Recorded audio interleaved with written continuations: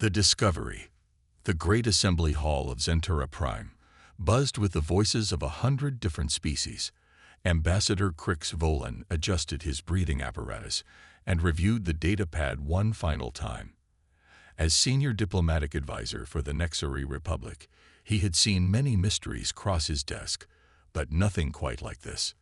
"The session will now come to order," announced High Chancellor Orcs, his four arms gesticulating for silence.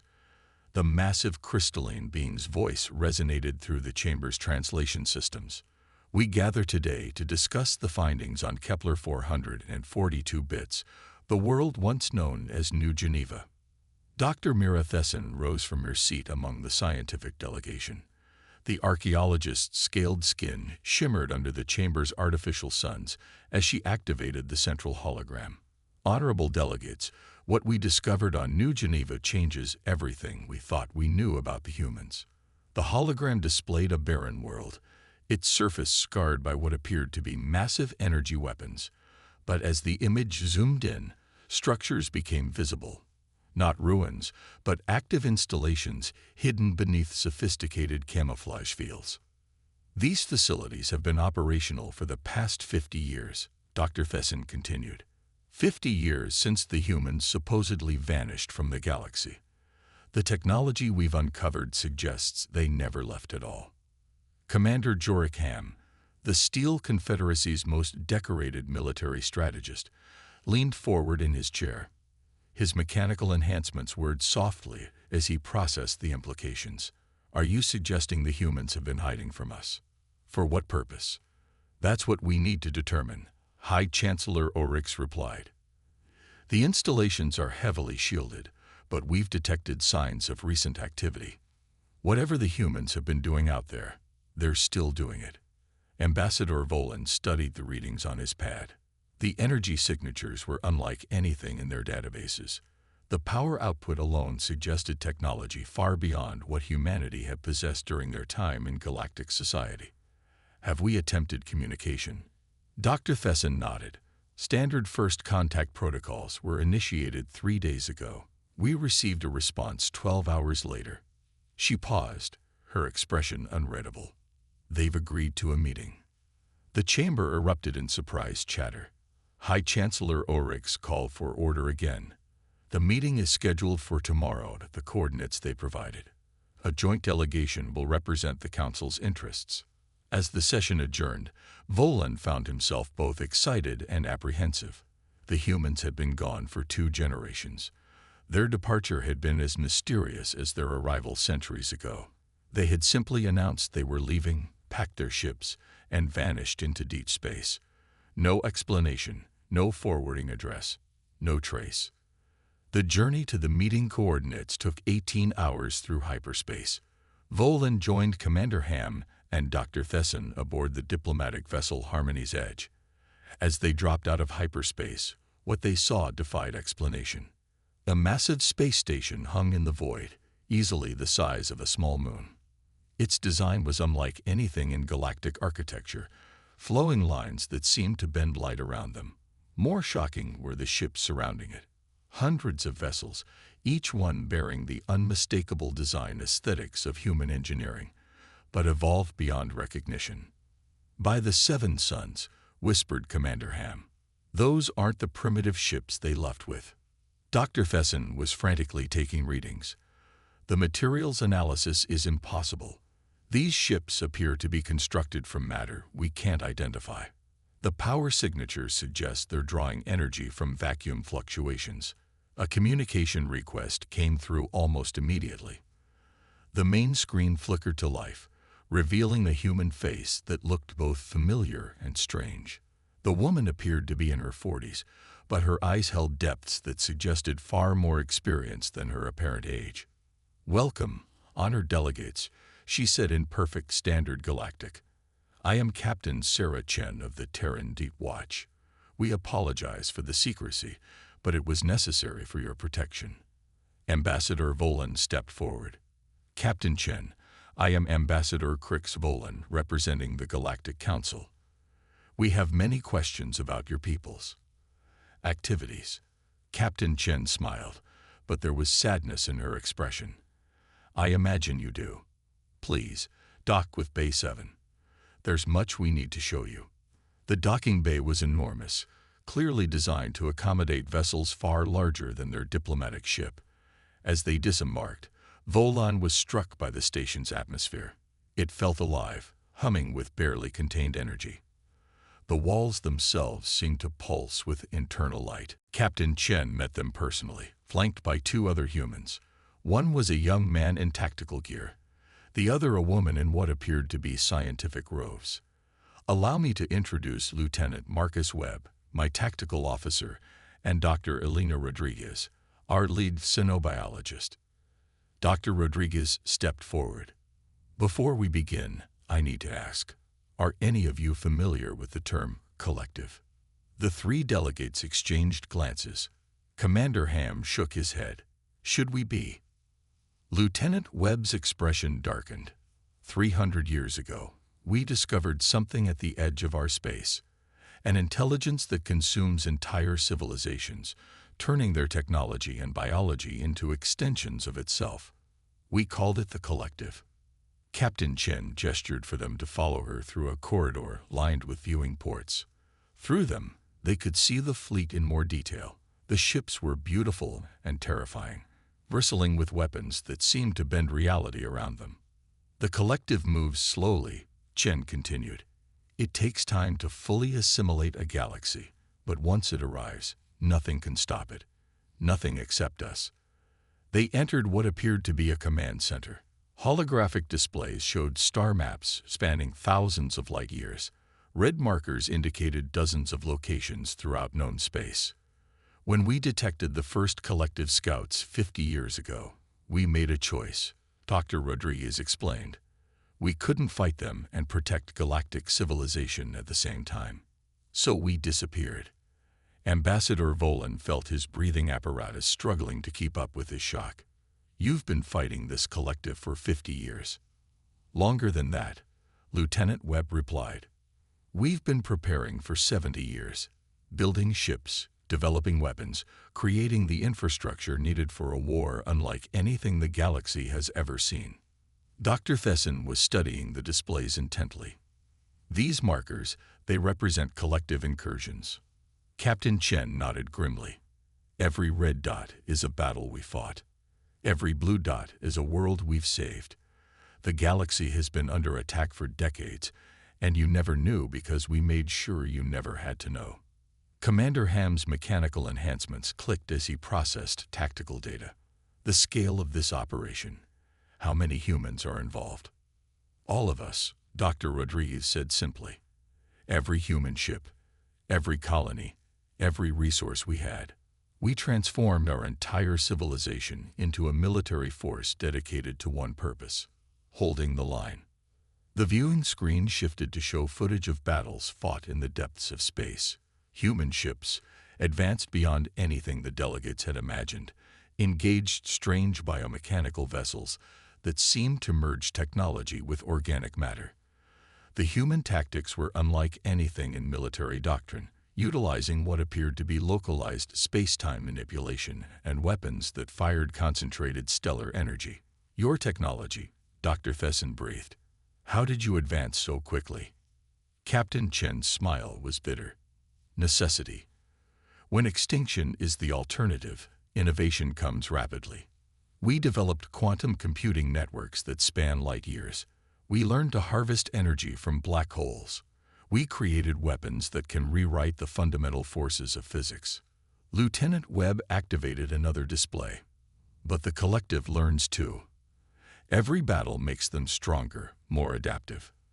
We've been fighting a holding action, but we can't hold forever." Ambassador Volan felt the weight of revelation settling on his shoulders. "Why reveal yourselves now?" "Because the war is entering its final phase," Captain Chen replied. "The collective has built enough strength to attempt a full invasion. They're coming for the core worlds, and this time, we can't stop them alone." The chamber fell silent except for the hum of the station's systems. Finally, Commander Ham spoke. "What do you need from us?" Dr. Rodriguez stepped forward. We need what humanity gave up 50 years ago. We need to be part of galactic civilization again, not as conquerors or saviors, but as allies. Captain Chen activated a new display showing the combined fleets of the Galactic Council. Your ships, your technology, your people. Combined with ours, we might have a chance. But it will require trust. Trust, Ambassador Volan repeated slowly, after 50 years of deception. Not deception, Lieutenant Webb said firmly. Protection. We let you think we were gone so you could live your lives in peace while we fought monsters in the dark. Every battle, every sacrifice, every life we lost was so that your children could grow up in a galaxy without fear. Dr. Fesson was still studying the tactical displays. The mathematics are staggering. The resources you've expended, the lives you've dedicated to this war. Why? Why not just flee to another galaxy? Captain Chen's eyes held depths of sadness and determination. Because running doesn't solve the problem. The collective doesn't stop. If they take this galaxy, they'll take the next one. And the one after that. Someone has to stand and fight, or everything ends. The weight of humanity's sacrifice began to settle on the delegates. An entire species had willingly transformed itself into a shield for the galaxy, asking nothing in return and expecting no recognition. The final battle begins in 6 months, Dr. Rodriguez said quietly. The collective will emerge from the galactic rim with everything they have. If we lose, every world, every species, every life in this galaxy will be consumed. Commander Ham straightened. Then we don't lose. The revelation. The return journey to Zentura Prime was conducted in stunned silence. Ambassador Volan stared out at the stars, knowing that somewhere among them, humans were fighting and dying to protect worlds that didn't even know they existed. The weight of this knowledge pressed down on him like a physical force. The emergency session of the Galactic Council convened within hours of their return. As the delegates filed into the Great Assembly Hall, Volan could see the skepticism in their faces.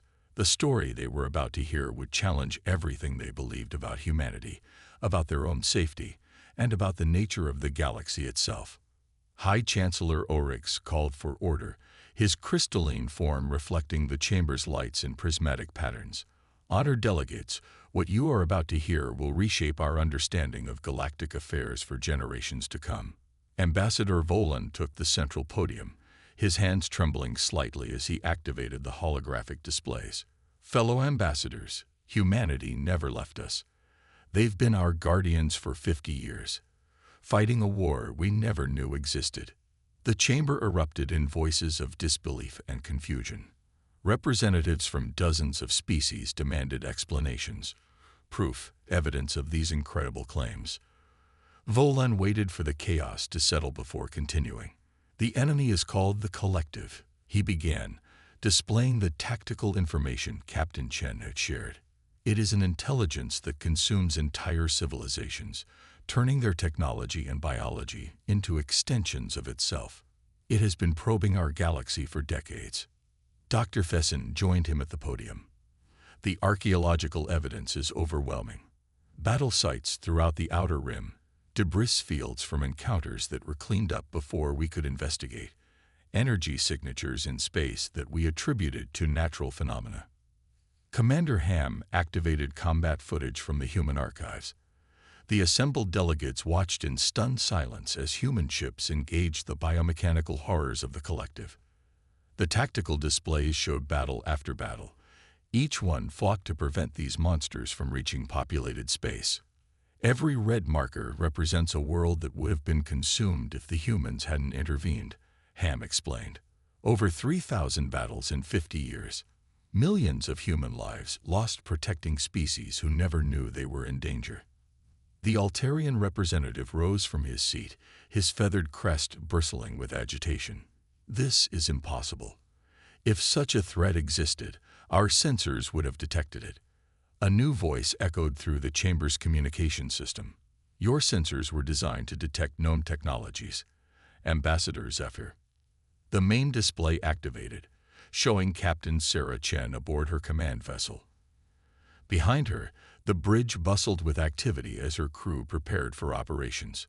We've been feeding false sensor data to your monitoring stations for decades. It was the only way to keep you from investigating and discovering the threat prematurely. Dr. Elena Rodriguez appeared beside Chen. The collective learns from every encounter. If they had detected the full scope of galactic civilization 50 years ago, they would have adapted their approach accordingly. By keeping you hidden, we gave ourselves time to develop countermeasures. The crystalline consortium's representative, a being of living diamond, refracted light as it spoke. Dr. Rodriguez, your claims suggest technological capabilities far beyond what humanity possessed when they departed. How do you explain this advancement? Lieutenant Marcus Webb stepped forward on the display. War accelerates innovation. Consortium Prime. When your survival depends on technological superiority, you find ways to make impossible breakthroughs possible. The display shifted to show the interior of human research facilities. Scientists worked with technologies that seemed to bend the laws of physics. Matter compilers that created materials from pure energy, quantum computers that existed in multiple dimensions simultaneously, weapons that fired concentrated packets of space-time itself. We developed neural interface networks that allow our entire species to function as a single military unit, Dr. Rodriguez explained. Every human ship is connected to every other through quantum entanglement communication. Our response time to threats is measured in seconds across light years. Captain Chen gestured, and the display showed the human fleet in its full scope. Thousands of vessels, each one a masterpiece of advanced engineering, spread across defensive positions throughout the galaxy's rim. We've built a wall of ships and souls between the collective and every world you hold dear. The Nexari representative, one of Volan's own species, stood with obvious distress. Captain Chen, why reveal this now? What has changed? The collective has finished its preparation phase, Lieutenant Webb replied grimly. They've consumed enough material from the outer void to build a full invasion force. In 6 months, they will emerge from the galactic rim with everything they have. The tactical display updated to show the approaching threat. A wave of red indicators slowly moving toward the galaxy's populated regions, representing a force that dwarfed anything in recorded history. Our best estimates suggest they'll arrive with over 1 million ships, Chen continued. Each one is a fusion of consumed technologies from dozens of different civilizations. They've learned from every encounter we've had with their scouts. The chamber fell silent as the magnitude of the threat became clear. Commander Ham activated comparative displays showing the combined fleets of all galactic civilizations. Even united, they were outnumbered 10-1. Alone, we cannot win, Dr. Rodriguez said quietly. But together, we have a chance. The Steel Confederacy's military advisor, a cyborg warrior named General Thek, activated his communication array. What do you need from us, humans? Captain Chen smiled for the first time since the conversation began. We need you to trust us. We need your fleets integrated with our command networks. We need your species to accept human tactical authority for the duration of the conflict. Tactical authority. The Altarian representative's crest flattened in obvious displeasure. You ask us to subordinate our military forces to an alien command structure. I ask you to subordinate them to the only command structure that has successfully fought the collective for 50 years, Chen replied firmly. We've learned their patterns, their weaknesses, their adaptation methods. Your ships are powerful, but without proper coordination, they'll be consumed within hours of first contact. Lieutenant Webb activated detailed tactical simulations. The collective doesn't fight like any enemy you've encountered. They adapt in real time, learning from every weapon used against them. Our success comes from unpredictability, from using tactics they haven't seen before. We've prepared integration protocols for every major ship class in your fleets, Dr. Rodriguez added. Your vessels will be enhanced with human technology, but controlled by your own crews. We're not asking you to become us. We're asking you to fight beside us. Ambassador Volan felt the moment balancing on a knife's edge. The decision made here would determine not just the outcome of a war, but the future of galactic civilization itself. High Chancellor Orcs rose to his full imposing height. "Captain Chen, your people have sacrificed everything to protect us. The least we can do is trust you to guide us through the final battle." One by one, the representatives of different species stood and voiced their agreement. The Altarians with their aerial superiority tactics, the Steel Confederacy with their heavy assault capabilities, the Crystalline Consortium with their defensive technologies, the Nexari with their intelligence networks. "The vote is unanimous," High Chancellor Orix announced. "The Galactic Council places its military forces under human tactical command for the duration of this conflict." Captain Chen's expression showed relief mixed with determination. "Thank you. Integration will begin immediately. Our fleet commanders will coordinate with your military leaders to prepare defensive positions." The display updated to show the combined human and galactic fleets. What had seemed impossible suddenly looked achievable. Not easy, but possible. "There's something else," Dr. Rodriguez said. "The integration process will require some of your people to interface directly with our neural networks. It's the only way to achieve the coordination necessary for victory." "Volunteers only," Lieutenant Webb added quickly. "The process is safe, but it will give participants access to human memories and experiences. They'll understand what we've been through, what we've sacrificed." Ambassador Volan stepped forward without hesitation. "I volunteer." One by one, other representatives made the same choice. The chamber filled with volunteers, beings from across the galaxy willing to link minds with humanity to save their worlds. As the session concluded, Captain Chen's image began to fade. "The collective will arrive in 6 months. We have that long to transform separate fleets into a unified force. It won't be easy, but for the first time in 50 years, I believe we can win." The Great Assembly Hall buzzed with activity as delegates rushed to implement the integration protocols. Ships began moving toward human-controlled positions. Technologies started merging. Most importantly, species that had coexisted for centuries began truly working together for the first time.